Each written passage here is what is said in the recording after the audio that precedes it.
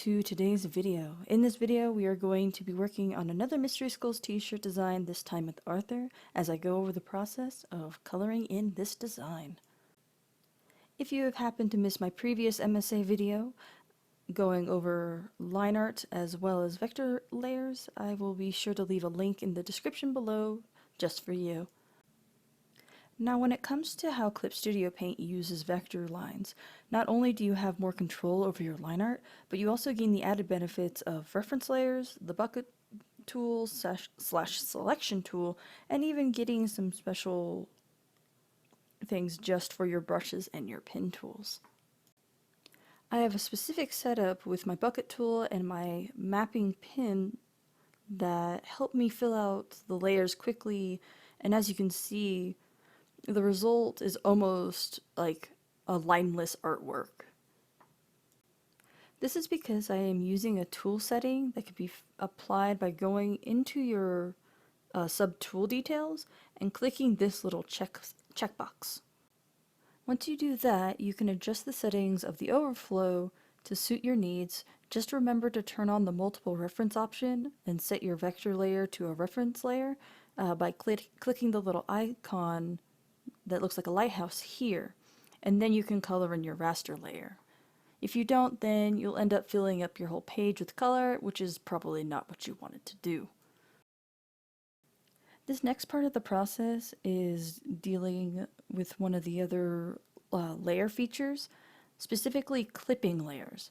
Now Photoshop and Paint Tool SI have this kind of feature, so even if you don't own Clip Studio Paint or don't prefer to use it, you can still do this type of method and get the same or very similar results.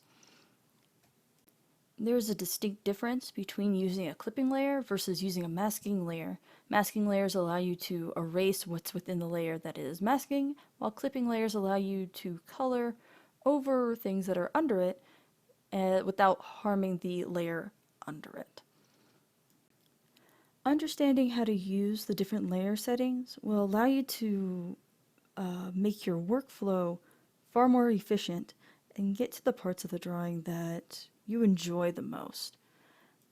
You can use these clip layers to color over a layer that you already used a base for, or you can use a clip layer to color your line art, even vector layers, if you wish to do so, or add a gradients to it. As you can see here, I just changed the overall color of the line art for this particular part of the piece because I knew for a fact that I just wanted the orange to be just straight across the lightning there. And then you can also see the magic of what we displayed in the previous video where I can just go in and edit any part of the vector layers and change the width by just like tapping it a few times with one of the tools, which is Correct Width tool. That is specifically for the vector layers.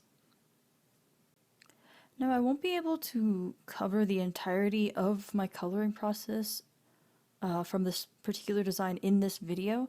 In this part 1 of the coloring process, I choose to focus mostly on explaining the anti-flow feature used for the bucket tool and the pen tool, using those settings alongside the vector layer being used as a reference layer, and then recapping on the importance of using vector lines to make your workflow more efficient, as well as doing those little quick edits. With the other half of this video covering the shading process that I use for all of the MSA shirt designs, utilizing the clip to layer below setting.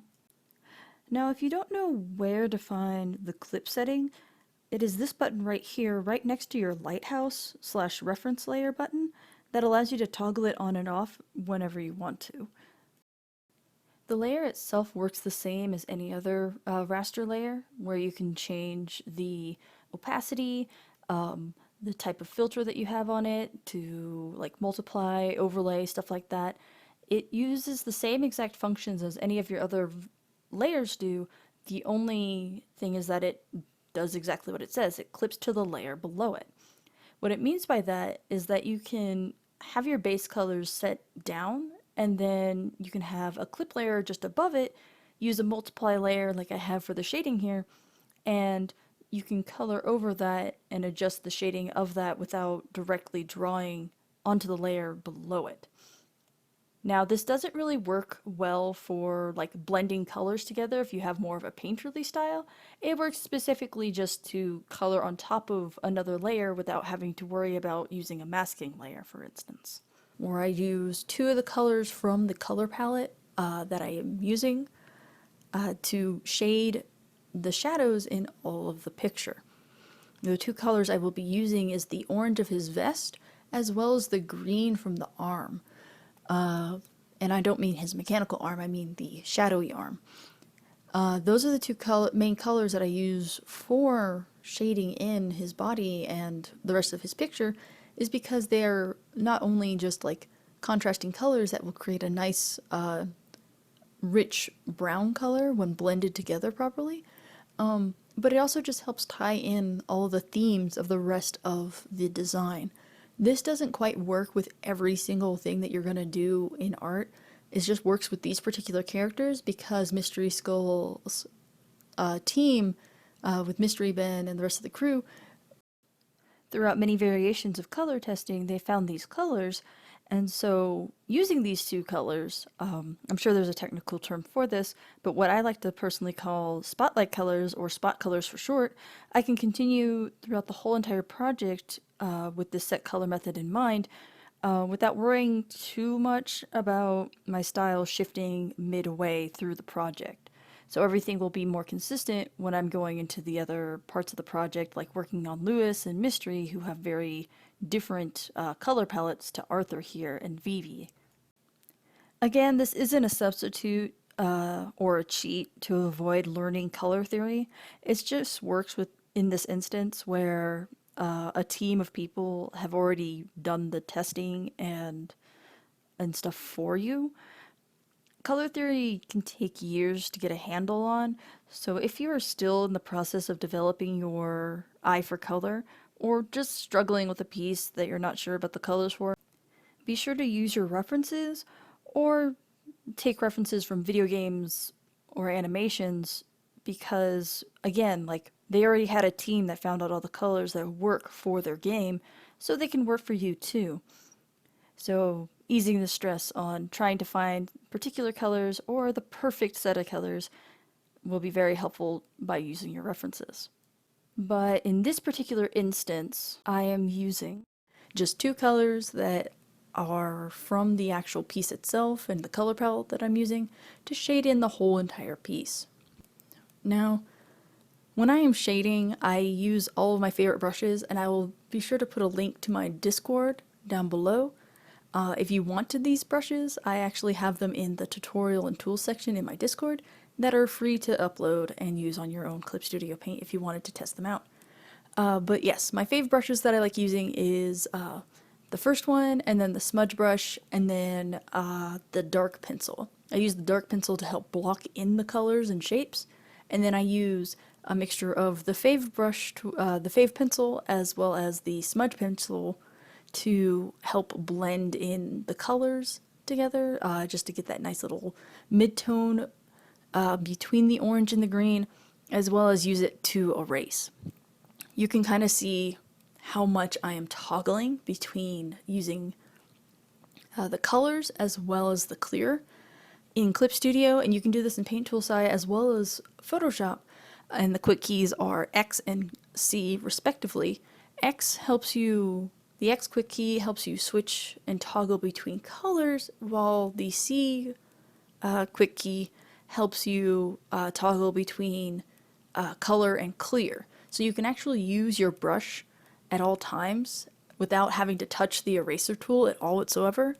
So yeah, you can use the same brush as you are coloring as you are using for erasing.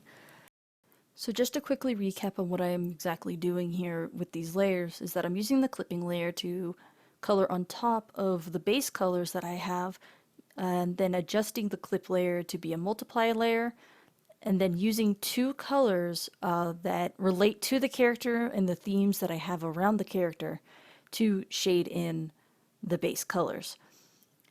Now, I'm using the orange as basically the shadow's highlight, where it's just like you'll mostly see it on the outer rims of the deeper, darker shadows, and then I'm using the green to shade in the middle of the shadow.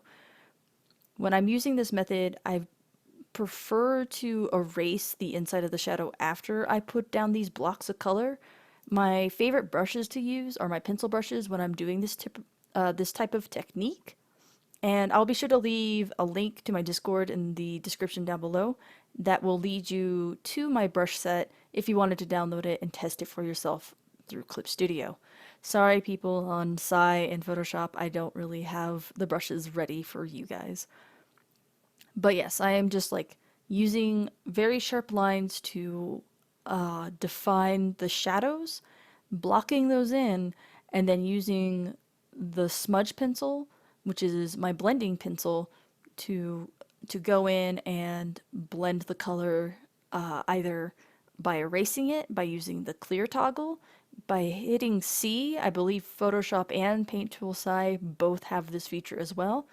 If you hit the quick key, the C button on your keyboard, you'll toggle between your color and the clear method, so you can continuously use the brush that you have selected.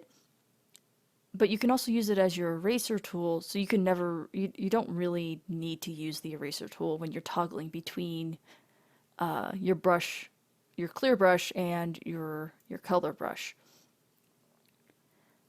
Here I'm going into shading the arm now, and you'll see more of this method being utilized where I'm using the orange as the shadow's highlight and then using the dark green as the shadow's like main color. I will be erasing on the inside with the smudge brush tool, and this is the same process that I use throughout the whole entire project. I use it for not just shading shadows, but I also use it for shading shiny materials. In the next video, I will be going into more detail about how I do shading with the light layers, but for this one, I'm just going to focus on the final few minutes of the shadows. I believe the only time that I deviated from this game plan, as you might say, when working on this project is I deviated with Lewis and I deviated with Mystery, the dog and the ghost. The only time I deviated was when the color palette was having too much of one color. For Lewis, he had too many maroons, pinks, and purples, so I decided to break it up by adding one extra spot color, which was a blue, to help break up some of the design. And then for Mystery, for his hair, I decided to use a purple to help shade his hair, so it just had that little extra pop without distracting or pulling away too much from the original color palette. The last thing I will touch up on with this particular video is placement for shadows. There's a very helpful video that deals with shadows and ambient lighting that I will leave in the description down below.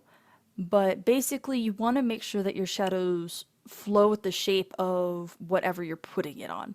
So if it's like rounded shapes, then it should have some sort of curve to it to basically give the illusion of being a curved shape. Shadows can be very useful to define the form of a 2D piece, and that's the biggest illusion with 2D artwork.